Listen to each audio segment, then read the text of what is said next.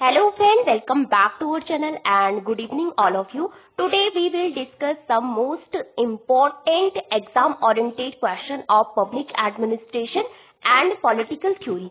आज की इस वीडियो में हम राजनीति विज्ञान के अंतर्गत जो हमारी यूनिट आती है लोक प्रशासन, उससे कुछ इम्पोर्टेंट क्वेश्चन सॉल्व करेंगे और कुछ क्वेश्चन होंगे आपके पॉलिटिकल थ्योरी से, जहाँ पे बुक्स एंड ऑथर पे बेस्ड ये क्वेश्चन है। और ये सारे क्वेश्चन आपके प्रीवियस जो एग्जाम हुए हैं, जो प्रीवियस ईयर क्वेश्चन पेपर है उनसे लिए गए हैं। तो यहाँ पे हम 30+ क्वेश्चन करेंगे जो कि आपके पुराने जो प्रश्न पत्र है उनसे लिए गए हैं। तो मूव करते हैं अपने आज के फर्स्ट क्वेश्चन पे। तो पहला क्वेश्चन है आपका 1887 में राजनीति विज्ञान त्रिमासिक में प्रकाशित द स्टडी ऑफ एडमिनिस्ट्रेशन नामक पेपर किसके द्वारा लिखा गया था। तो यहाँ पे आपके ऑप्शन है Henri Fayol, Woodrow Wilson, Mary Parker Follett and Max Weber. तो किसने लिखा था आपका द स्टडी ऑफ एडमिनिस्ट्रेशन, जिसको आपका फर्स्ट ऐसे कहा जाता है और यहीं से आपकी लोक प्रशासन की एक सेपरेट सब्जेक्ट के रूप में आपका शुरुआत मानी जाती है। तो ये आपका लिखा था किसने, वुडरो विल्सन के द्वारा लिखा गया था। तो option number B is your right answer. तो वुडरो विल्सन, जिन्हें लोक प्रशासन के जनक भी कहा जाता है और लोक प्रशासन के जनक, इसके अलावा ये अमेरिका के राष्ट्रपति भी रहे हैं। और इसके अलावा उन्होंने आफ्टर फर्स्ट वर्ल्ड वॉर विश्व में शांति स्थापित करने के लिए 14 पॉइंट दिए थे आपका, जिसके तहत आपका लीग ऑफ नेशन की स्थापना होती है, यानी राष्ट्र संघ का एस्टेब्लिशमेंट होता है, जो कि दुनिया में शांति स्थापित करने के लिए आपका बनाया गया था। लेकिन राष्ट्र संघ अपने कार्य में अनसक्सेसफुल यानी सफल नहीं हो पाता है। तो यहाँ पे इसका राइट व्याख्या देखते हैं। तो यहाँ पे ये ऐसे है किसका, वुडरो विल्सन का। तो यहाँ पे ये फर्स्ट ऐसे भी माना जाता है। और वुडरो विल्सन जो है लोक प्रशासन के फर्स्ट फेज से बिलोंग करते हैं, जो आपका 1887 टू 1926 यानी 1926 तक आपका चलता है। तो यहाँ पे वुडरो विल्सन जो है लोक प्रशासन के पिता यानी फादर ऑफ पब्लिक एडमिनिस्ट्रेशन उनको कहा जाता है। और ये उनका ऐसे कब पब्लिश होता है, 1887 में। और किस पत्रिका में पब्लिश होता है, पॉलिटिकल साइंस क्वार्टरली में ये आपका प्रकाशित होता है। दूसरा क्वेश्चन है आपका, यहाँ पे 2 बुक्स दिए गए हैं और इन बुक्स के ऑथर्स के नाम आपको बता रहे हैं। तो पहली बुक है आपकी जनरल एंड इंडस्ट्रियल मैनेजमेंट। तो जनरल एंड इंडस्ट्रियल मैनेजमेंट। फिर आता है द फंक्शन ऑफ एग्जीक्यूटिव। तो ये बुक किसकी है, तो फर्स्ट बुक है आपकी हेनरी फ्यूल की, जिन्होंने आपका 14 प्रिंसिपल दिए थे किसके, मैनेजमेंट के यानी प्रबंधन के। इसके अलावा दूसरी बुक किसकी है, द फंक्शन ऑफ एग्जीक्यूटिव, आपने कई बार सुनी होगी, काफी फेमस बुक है। 1938 में किसने लिखी थी, चेस्टर बर्नार्ड ने लिखी थी। और चेस्टर बर्नार्ड जो है कम्युनिकेशन थ्योरी से बिलोंग करते हैं पब्लिक एडमिनिस्ट्रेशन पे। मूव करते हैं अपने आज के थर्ड क्वेश्चन पे। तो ये दोनों आपके शास्त्रीय प्रशासनिक सिद्धांत के महत्वपूर्ण ग्रंथ माना जाता है किसको, general and industrial management and the function of executive. Move करते हैं अपने थर्ड क्वेश्चन पे। तो यहाँ पे आपका तीसरा क्वेश्चन है, फ्रेडरिक टेलर द्वारा लिखित निम्नलिखित पुस्तकों को अरेंज में व्यवस्थित करें, यानी क्रम वाइज आपको व्यवस्थित करना है। तो पहला है the art of cutting matters, A piece rate system, shop management, the principle of scientific management। तो कौन सी बुक कब लिखी, आपकी F.W. टेलर ने। F.W. टेलर जो कि आपकी साइंटिफिक वैज्ञानिक प्रबंधन की बात करते हैं आपका। तो आपने इनके बारे में सुना होगा, सेकेंड फेज से बिलोंग करते हैं, जहाँ पे आपका सिद्धांत दिए गए थे लोक प्रशासन के, जो कि आपका 1927 से 1937 तक आपका चलता है। और यहाँ पे इन्होंने कुछ बुक लिखी थी, जैसे कि the piece rate system, shop management, the principle of scientific management. तो पहले लास्ट बुक इनकी ये वाली होंगे, तो ये ऑप्शन आपका गया। और फर्स्ट बुक इनकी होगी अ पीस रेट सिस्टम, तो ये भी आपका गया, ये भी गया। तो your right answer is option number B. तो पहली बुक आती है अ पीस रेट सिस्टम, ये कब लिखी उन्होंने, तो ये लिखी थी 1893 में, अ पीस रेट सिस्टम पी। फिर आता है शॉप मैनेजमेंट एस, तो ये लिखी थी 1903 में। और आर्ट ऑफ कटिंग मैटर्स 1906 में उनके द्वारा लिखी गई थी। और last book the principle of scientific management, तो यहाँ पे इन्होंने जो वैज्ञानिक प्रबंधन है उनके सिद्धांत दिए थे 1911 में उन्होंने लिखी थी। तो ये इनकी फेमस बुक है। आपने देखा होगा कि बहुत सारे एग्जाम में ये बुक्स आपकी पूछी जाती है, हर बार हर एग्जाम में आपकी पूछी जाती है। और जो F.W. टेलर है उनके कॉन्सेप्ट भी पूछे जाते हैं, जैसे मोशन स्टडी, टाइम के बारे में उन्होंने बात की थी, फंक्शन, और बहुत सारे आपके फंक्शनल फोरमैनशिप की बात करते हैं, यानी कार्यात्मक फोरमैनशिप की बात करते हैं। यहाँ पे बोलते हैं कि एक आदमी को आपके 8 जो है मैनेजर गाइड करेंगे, तो 4 एक तरफ 4 एक तरफ, इस तरह से उन्होंने बताए थे। तो वो आपका काफी इंपॉर्टेंट है। अब मूव करते हैं अपने थर्ड क्वेश्चन पे। तो यहाँ पे आपका तीसरा क्वेश्चन है the study of public administration, politics and administration. Third है आपका introduction to the study of public administration, and fourth है आपका एडमिनिस्ट्रेटिव बिहेवियर। तो यहाँ पे आपको पता चल रहा होगा कि एक वुड्रो विल्सन की बुक है, तो यहीं से आपका शुरू होगा। ये दो तो आपके एलिमिनेट हो गए, तो ये 87। फिर आता है ये बुक है फ्रैंक जे गुडनाउ की, जिनको अमेरिकी लोक प्रशासन के जनक माना जाता है। किनको? फ्रैंक जे गुडनाउ, उन्होंने 1900 के अराउंड ये बुक लिखी थी। फिर आता है आपका 1926 में, इसको आपका first textbook of public administration के नाम से भी जाना जाता है, यानी लोक प्रशासन पे लिखी गई पहली पुस्तक कौन सी है? पहली पाठ्य पुस्तक, ओके, वो है आपकी introduction to the study of public administration. फिर आता है आपका एडमिनिस्ट्रेटिव बिहेवियर, किसकी पुस्तक है? ये है आपकी हर्बर्ट साइमन की, 1947 में उन्होंने ये पुस्तक लिखी। और यहाँ पे उन्होंने अपनी डिसीजन मेकिंग थ्योरी दी है, यानी निर्णय निर्माण सिद्धांत। 3 तरह के निर्णय बोलते हैं, एक बोलता है इंटेलिजेंस के आधार पे हम निर्णय ले सकते हैं, फिर डिजाइन एक्टिविटी एंड चॉइस, इस तरह से उन्होंने बोले हैं। आप इसको याद रख सकते हैं, CIT, चॉइस, इंटेलिजेंट एंड और डिजाइन, ओके। तो यहाँ पे आपका करेक्ट होगा पहले तो ये आएगा, फिर दूसरा, फिर आपका ये तीसरा। तो इस तरह से ये आपके सारे क्रोनोलॉजिकल ऑर्डर में है। तो यहाँ पे द स्टडी ऑफ एडमिनिस्ट्रेशन किसकी बुक है? वुड्रो विल्सन की है, 87 में उन्होंने लिखी थी, और फादर ऑफ पब्लिक एडमिनिस्ट्रेशन उनको जाना जाता है। एंड दूसरी बुक है पॉलिटिक्स एंड एडमिनिस्ट्रेशन, किसकी है? फ्रैंक जे गुडनाउ की है, father of American public administration. तो इन्होंने भी सेम वुड्रो विल्सन का अनुसरण किया था, बोला था कि फर्स्ट फेज से बिलोंग करते हैं, और बोलते हैं कि राजनीति अलग है, यानी politics is different and administration is different, यानी राजनीति और लोक प्रशासन में आपका काफी अंतर है। तो इनका एक कोटेशन भी था वुड्रो विल्सन का कि संविधान बनाना अलग बात है, लेकिन उस संविधान को चलाना, आपका प्रशासन है उसको चलाना आपका काफी कठिन होता है, वो आपका अलग है। फिर आता है आपका introduction to the study of public administration. First textbook of public administration किसने लिखी थी? LD वाइट ने लिखी थी, काफी फेमस बुक है। इनकी आपकी परिभाषा तक आपके एग्जाम में पूछी जाती है। फिर आता है एडमिनिस्ट्रेटिव बिहेवियर, किसकी है? हर्बर्ट साइमन की है। तो इनकी परिभाषा भी आपकी पूछी जाती है, जहाँ पे बोलते हैं कि राष्ट्रीय सरकार, स्थानीय स्वशासन के बारे में, इस तरह से उनकी परिभाषा है। तो ये आपका कुछ फेमस बुक है। फिर आपका मूव करते हैं अपने मैच द फॉलोइंग क्वेश्चन पे। तो यहाँ पे आपको फिर यही बुक दी है, जैसे हर्बर्ट साइमन की कौन सी होगी, लूथर गुलिक की कौन सी है, मार्टिन एल्बो की कौन सी है, और हेनरी निकोलस की कौन सी है। तो यहाँ पे आपको कुछ ऑप्शन दिए गए हैं, जैसे कि हर्बर्ट साइमन की अभी हमने देखी थी, आपका A का होगा 4, B का होगा आपका क्या? गुलिक एंड उर्वी की the papers on the science of public administration. ये वही बुक है जहाँ पे इन्होंने किसका कॉन्सेप्ट दिया? आपका पोस्ट कॉर्ब का कॉन्सेप्ट दिया है, जिसका मतलब होता है planning, organising, staffing, directing, coordinating and reporting. Last है आपका बजटिंग। फिर आता है मार्टिन एल्बो, ये आपका ब्यूरोक्रेसी से संबंधित है। तो आपसे प्रश्न पूछा जाता है कि ब्यूरोक्रेसी जो टर्म है किसने दिया था?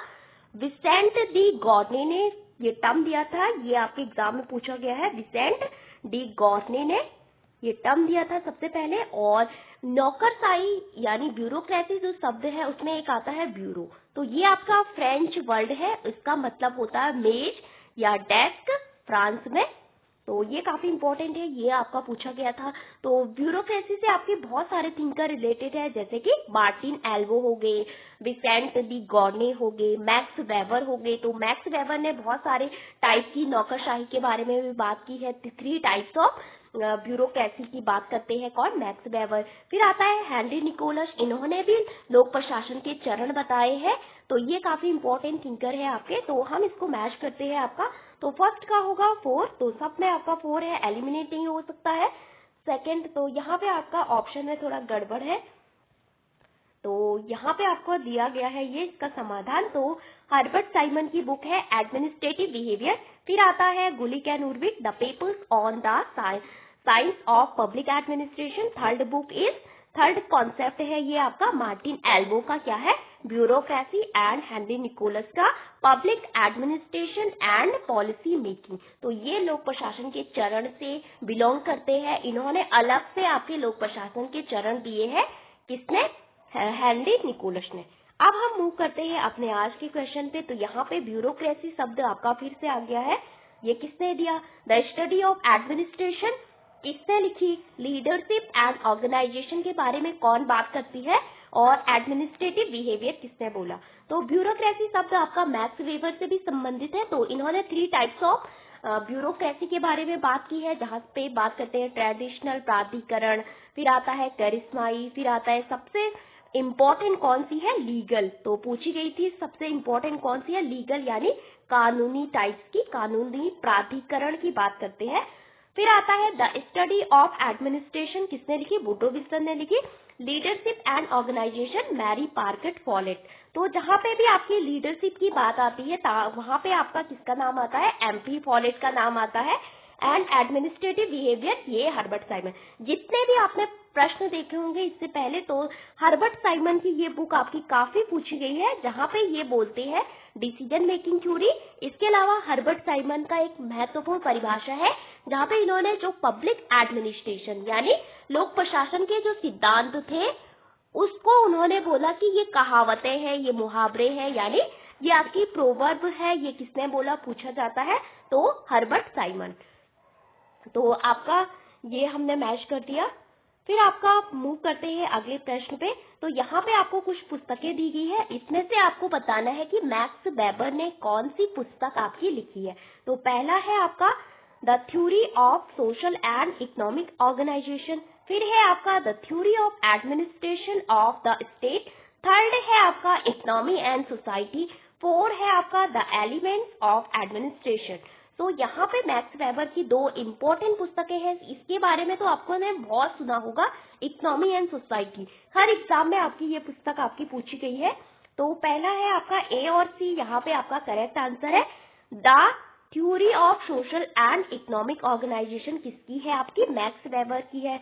और इकोनॉमी एंड सोसाइटी भी आपकी मैक्स वेबर की है। और द एलिमेंट्स ऑफ लॉ किसकी है आपकी, ये किसकी है, द एलिमेंट्स ऑफ एडमिनिस्ट्रेशन उर्विक की है। ये आपका काफी इंपॉर्टेंट पुस्तक है। तो ये था आपका।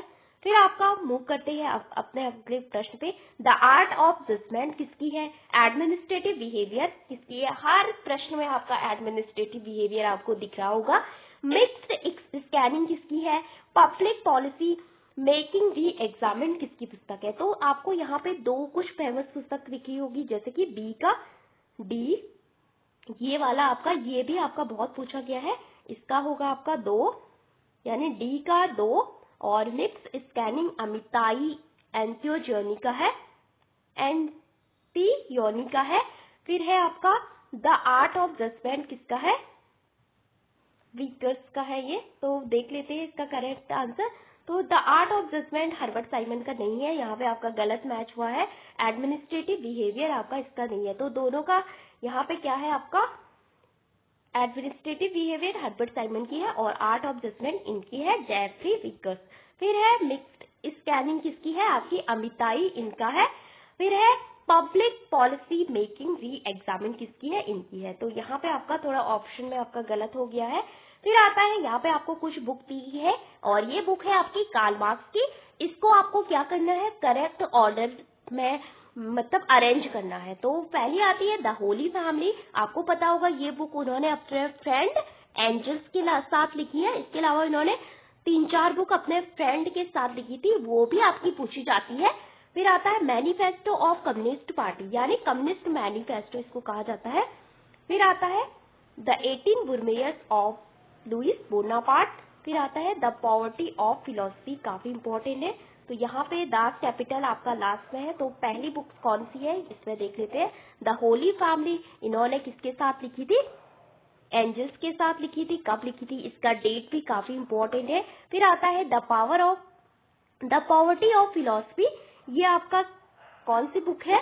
तो ये आपका इन्होंने ये बुक लिखी थी पी.जे. प्रधान के बुक्स आई थी एक, फिलोसफी ऑफ पॉवर्टी। तो यहाँ पे इसको दर्शन की दरिद्रता को इन्होंने बोला गरीबी का दर्शन। ओके, गरीबी का दर्शन करके इन्होंने इसको बोला। तो यहाँ पे आपका मेरे को हाँ। फिर आता है manifesto of the communist party, आपने सुना होगा कम्युनिस्ट मैनिफेस्टो 1848 में लिखी थी। फिर आता है the 18 Brumaire of Louis Bonaparte, ये नेपोलियन पे बेस्ड थी इनकी ये बुक, काफी इंपॉर्टेंट है। फिर लास्ट आती है दास कैपिटल। तो दास कैपिटल आपकी जो है 3 वर्जन इसके आए थे, 3 भाग में आपका ये प्रकाशित हुई थी, पब्लिश हुई थी। तो पहला भाग जब आपके कार्ल मार्क्स जिंदा थे तब आपकी प्रकाशित हो गई थी, 1867 के में हुई थी शायद। तो बाद में इसके 2 भाग जो है बाद में आपके प्रकाशित हुए। तो 3 भाग में है आपकी कौन? Das Kapital. तो कम्युनिस्ट मैनिफेस्टो जो इनकी इंपॉर्टेंट बुक है, इन्होंने इसमें एक नारा दिया था कि दुनिया के मजदूरों एक हो जाओ, तुम्हारे पास खोने के लिए कुछ नहीं है सिवाय इन बेड़ियों के। तो इस तरह से इन्होंने बोला था। और ये बुक आपकी पूछी गई है PYQ में, और इसको बोला गया है गरीबी का दर्शन। Okay, the poverty of philosophy. तो ये आपके पी.जी. प्रधान के विरुद्ध इन्होंने लिखी थी। फिर आता है Fredericks, Yehezkel Dror, Peter Drucker, Karl Marx. तो यहाँ पे इनकी बुक्स दी गई है। द प्रैक्टिस ऑफ मैनेजमेंट किसकी है? पीटर ड्रकर की है। और मैनेजमेंट से प्रबंधन से बिलोंग करते हैं कौन? Peter Drucker. तो इन्होंने MBO का एक कॉन्सेप्ट दिया था, काफी इंपॉर्टेंट है, वो आपका पूछा गया था। फिर आता है फ्रेडरिक्स, जो कि आपके इकोलॉजी जो थ्योरी है पारिस्थितिकी, उनसे बिलोंग करते हैं। इन्होंने वहां पे बताया है साला मॉडल क्या होता है, बाजार कैंटीन मॉडल क्या होता है, और बहुत सारे समाजों की विशेषता के बारे में बताते हैं। फिर आता है पब्लिक पॉलिसी मेकिंग री एग्जामिन, ये हमने अभी देखी थी, ये येहेज़केल डोर की बुक है। और ये सारी बुक आपकी पब्लिक एडमिनिस्ट्रेशन से रिलेटेड है, क्योंकि वहां पे बहुत सारी बुक्स एंड ऑथर आपसे पूछे जाते हैं। तो फ्रेडरिक्स की बुक है the ecology of public administration. दूसरी है आपकी येहेज़केल डोर, पब्लिक पॉलिसी मेकिंग री एग्जामिन। थर्ड है आपकी Peter Drucker, the practice of management. MBO का कॉन्सेप्ट आपका इन्होंने दिया था, मैनेजमेंट ऑफ ऑब्जेक्टिव एक्ट करके। तो यहाँ पे बोलते हैं पहले आपके उद्देश्य आएंगे, फिर ये आपका काफी इंपॉर्टेंट है। फिर आता है Karl Marx, the 18 Brumaire of Louis Bonaparte. फिर आता है यहाँ पे कुछ और बुक है, जैसे कि पॉलिसी साइंस किसकी बुक है, प्रिंसिपल ऑफ पब्लिक एडमिनिस्ट्रेशन किसकी बुक है, एडमिनिस्ट्रेटिव बिहेवियर किसकी बुक है, the science of public administration किसकी बुक है। तो यहाँ पे आपको कुछ बुक ऐसे लग रही होगी कि आपने सुनी है, जैसे कि एडमिनिस्ट्रेटिव बिहेवियर किसकी है, 1947 में लिखी थी, किसने? हर्बर्ट साइमन ने। तो पॉलिसी साइंस आपने लॉसवेल के बारे में बहुत पढ़ा होगा, उनकी बुक है ये पॉलिसी साइंस। फिर आता है प्रिंसिपल ऑफ पब्लिक एडमिनिस्ट्रेशन किसकी है, तो ये आपको बिलोवी की लग रही होगी, क्योंकि जो प्रिंसिपल है आपका सिद्धांतों का जो चरण है पब्लिक एडमिनिस्ट्रेशन का 1927 से 1937, तो ये आपका बिलोवी से ही शुरू होता है। तो प्रिंसिपल ऑफ पब्लिक एडमिनिस्ट्रेशन यानी लोक प्रशासन के सिद्धांत। फिर आता है the science of public administration किसकी है, तो ये आपकी देखते हैं। तो फर्स्ट है डी लर्नर और हैरोल्ड लॉसवेल की क्या है आपकी पॉलिसी साइंस, काफी इंपॉर्टेंट बुक है, बहुत सारे एग्जाम में आपकी पूछी जाती है। फिर आता है बिलोवी की कौन सी है आपकी, प्रिंसिपल ऑफ पब्लिक एडमिनिस्ट्रेशन। तीसरी है आपकी हर्बर्ट साइमन की, तो इन्होंने सिद्धांतों को बोला था ये कहावतें हैं, ये केवल मुहावरे हैं, और एक व्यवहारवादी विचारक थे कौन, हर्बर्ट साइमन। तो एडमिनिस्ट्रेटिव बिहेवियर इनकी काफी फेमस बुक है। फिर आता है रॉबर्ट डहेल, जिन्होंने पॉलीआर्की का कॉन्सेप्ट दिया था, यानी बहुतंत्र उसको कहते हैं, अल्पतंत्र को सपोर्ट नहीं करते हैं रॉबर्ट डहेल। तो उन्होंने किसको बोला था आपका, बहुतंत्र, यानी बहुत सारे आपके तंत्र होने चाहिए, बहुत पावर जो है एक जगह आपकी नहीं कंसंट्रेट होना चाहिए बल्कि बहुत सारे लोगों के पास होनी चाहिए। तो Robert Dahl the science of public administration. तो फिर बोलते हैं 3 प्रॉब्लम बताते हैं कि लोक प्रशासन एक विज्ञान क्यों नहीं हो सकता है उसके बारे में। तो ये आपकी प्रॉब्लम काफी इंपॉर्टेंट है, उन्होंने एक बुक्स में बताई थी, the science of public administration करके उन्होंने एक बुक लिखी थी, उसमें बताई थी। फिर आता है politics and market, the power elite, the preface to democratic theory, the logic of collective action. तो इसमें से आपको एक सुनी सुनी लग रही होगी जैसे कि द पावर एलिट, तो ये किसकी है? सी राइट मिल्स की है। और रॉबर्ट डहेल की यहाँ पे क्या है? Of preface to democratic theory and the logic of collective action किसकी है? तो ये आपकी देखते हैं किसकी है। तो चार्ल्स लिंडब्लॉम की है, आपके लिंडब्लॉम की है पॉलिटिक्स एंड मार्केट। इसके अलावा इनकी एक फेमस बुक है, उसका नाम है री इन्वेंटिंग गवर्नमेंट, 1992 के अराउंड उन्होंने लिखी थी। ये आपकी PYQ में पूछी गई है, री इन्वेंटिंग गवर्नमेंट, जो कि NPA या NPM से रिलेटेड है। तो आप देख लीजिए ना, यहाँ पे मेरे को थोड़ा कंफ्यूजन है। NPA यानी नव लोक प्रशासन और नव लोक प्रबंधन, या इससे रिलेटेड किससे है? री इन्वेंटिंग गवर्नमेंट, काफी फेमस बुक है किसकी? चार्ल्स लिंडब्लॉम की। फिर आता है C Wright Mills the power elite, तो सी राइट मिल्स की द पावर एलीट बुक है। और रॉबर्ट डहेल जो अभी हमने देखे थे, बहुतंत्र को सपोर्ट करते हैं, पॉलीआर्की को सपोर्ट करते हैं, इनकी बुक है of preface to democratic theory. Last में आता है Olson the logic of collective action. Okay, तो यहाँ पे आपका कुछ और बुक दी है जैसे कि एंथनी डाउन्स, काफी इंपॉर्टेंट एक थिंकर है, and economic theory of democracy. फिर आपका इसका मैक्स वेबर इसमें इंपॉर्टेंट है। और यहाँ पे J.M. बुकानन एंड गॉर्डन टुलॉक इतने इंपॉर्टेंट आपके नहीं है, तो यहाँ पे आप याद रख सकते हैं एंथनी डाउन्स और मैक्स वेबर की बुक। तो ये आपका प्रश्न है, तो देख लेते हैं इसमें। तो कैलकुलस ऑफ कंसेंट किसकी है? तो ये सारे आपस में आपके मैच है, एंथनी डाउन्स की भी, एंड द इकोनॉमिक वेलफेयर भी आपका मैच है, and the Protestant ethnic ethics and the spirit of capitalism, ये आपका मैक्स वेबर की है। ये आपकी प्रीवियस ईयर में UGC नेट में आपकी पूछी गई थी। फिर आपका देख लेते हैं Mary Parker Follett, MP Follett की बुक आपका पूछी गई है, the new state creative experience and the speaker of the house of representative and dynamic administration. तो इनमें से आपको क्रोनोलॉजिकल ऑर्डर में इसको लगाना है। तो पहला आएगा the speaker of the house of representative, इनकी काफी फेमस बुक है। फिर आता है द न्यू स्टेट, फिर आता है क्रिएटिव एक्सपीरियंस, एंड फिर आता है आपका डायनामिक एडमिनिस्ट्रेशन। ये भी आपकी बहुत पूछी जाती है, मैरी पार्कर फॉलेट की बुक। फिर आता है आपका next question, Richard Bendix, Irving Swerdlow, Michael Crozier and Robert Merton. ये आपके इतनी इंपॉर्टेंट नहीं है, तो यहाँ पे आप इसका देख सकते हैं। तो ये आपकी पूछी नहीं गई है उतनी। और यहाँ पे आप हम कुछ और क्वेश्चन देख लेते हैं, जैसे कि भारत ब्रिक्स में शामिल हुआ, इनको ये कुछ इवेंट है, आपके बुक्स नहीं है। तो India join BRICS, India SAARC की स्थापना होती है, दक्षिण एशिया का एक संगठन है आपका 8 देशों का। भारत पोखरण का संचालन करता है, इंडिया का फर्स्ट न्यूक्लियर टेस्ट है ये। और पूर्व की ओर देखो नीति यानी लुकीस पॉलिसी कब आई? तो पहला है 1974 में, हमने क्या किया था? परमाणु परीक्षण किया था, और स्माइलिंग बुद्धा इसका कोड नेम था।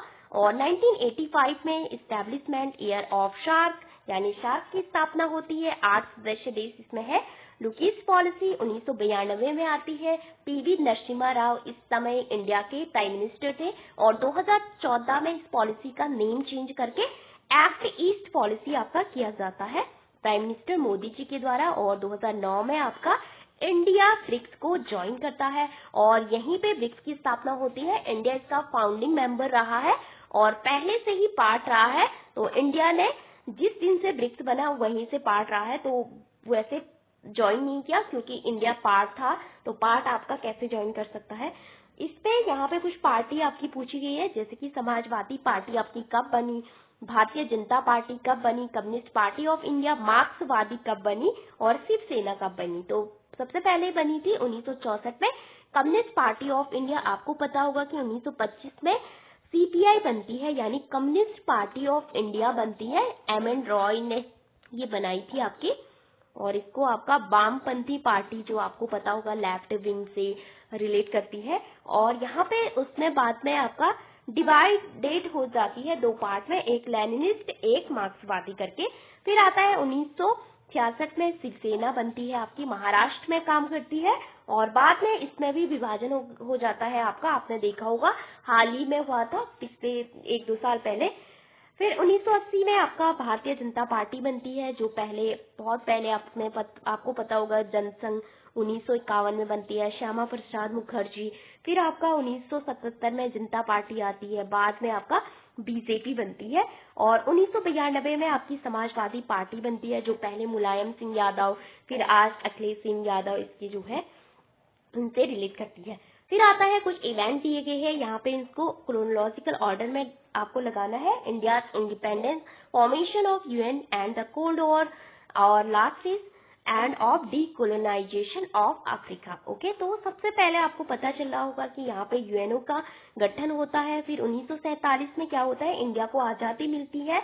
1950 में अफ्रीका में भी उपनिवेशवाद का अंत होता है, और लास्ट शीत युद्ध का अंत होता है। तो यहाँ पे हमने क्या क्या देखा, तो पहला आपको यहाँ पे याद रखना है, जो शास्त्रीय विचारक है जिसमें आते हैं वुडरो विल्सन, उनकी पुस्तक नहीं, उनका ये ऐसे है आपका निबंध लिखा था, तो इसका नाम है द स्टडी ऑफ एडमिनिस्ट्रेशन।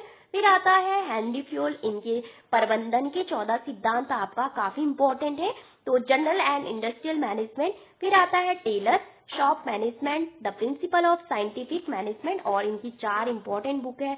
और यहाँ पे टेलर किससे बिलोंग करते हैं, किस चरण से बिलोंग करते हैं, उनके द्वारा जो साइंटिफिक मैनेजमेंट थ्योरी दी गई, जहाँ पे टाइम स्टडी, मोशन स्टडी, और जो कर्मचारी होते हैं वो कैसे काम करते हैं, क्या व्यवहार पे ध्यान दिया जाता है, तो क्या आपका सीधा प्रोडक्शन को ध्यान में रखा जाता है, अधिक से अधिक उत्पादन करें। ओके, रूल ऑफ थंब, तो ये आपको याद रखना है।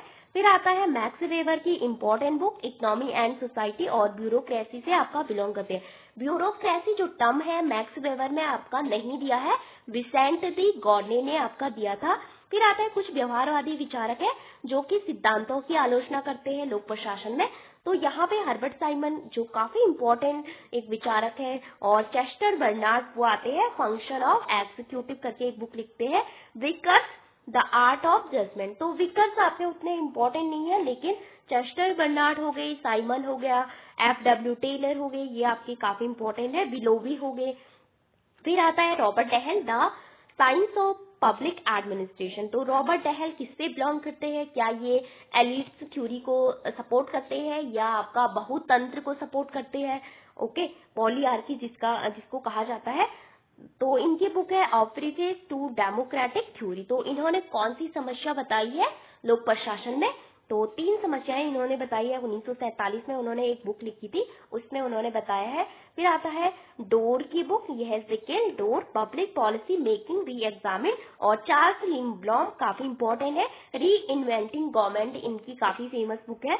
पॉलिटिक्स एंड मार्केट इतनी फेमस नहीं है आपकी। फिर आता है दास कैपिटल, कम्युनिस्ट मैनिफेस्टो, तो यहाँ पे इसका नाम ये आपका गलत दिया गया है, कम्युनिस्ट मैनिफेस्टो इसका नाम है। और यहाँ पे रिक्स, the ecology of public administration, ये आपका काफी इंपॉर्टेंट है। सेकंड में हमने देखा था जो हिस्टोरिकल एंड पॉलिटिकल टाइमलाइन थी, तो यूएनओ का एस्टेब्लिशमेंट ईयर 1947 में, भारत की आजादी। फिर आता है पोखरण, फिर आता है शार्क की स्थापना, फिर आता है आपका एंड ऑफ कोल्ड वॉर, फिर आता है यहाँ पे लुकीज पॉलिसी, आपको पता होगी। फिर आता है 2009 में ब्रिक्स की स्थापना।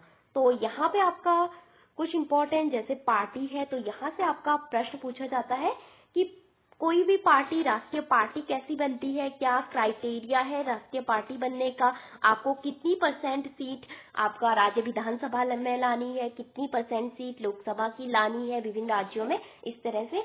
फिर आपका पूछा जाता है कि अभी भारत में कितनी राष्ट्रीय पार्टियां हैं और इनके जो चुनाव चिन्ह क्या है, जैसे कि तृणमूल जो टीएमसी है उसका चुनाव चिन्ह क्या है, बहुजन समाजवादी पार्टी कब बनी उसका चुनाव चिन्ह क्या है, इसके अलावा बहुत सारी पार्टी, जनता पार्टी और बीजेडी, जेडीयू, इनका चुनाव चिन्ह क्या है, कब बनी। ओके, तो ये काफी इम्पोर्टेंट है। So thank you for watching this video. अगर वीडियो पसंद आती है तो आप लाइक जरूर करें। So thank you so much.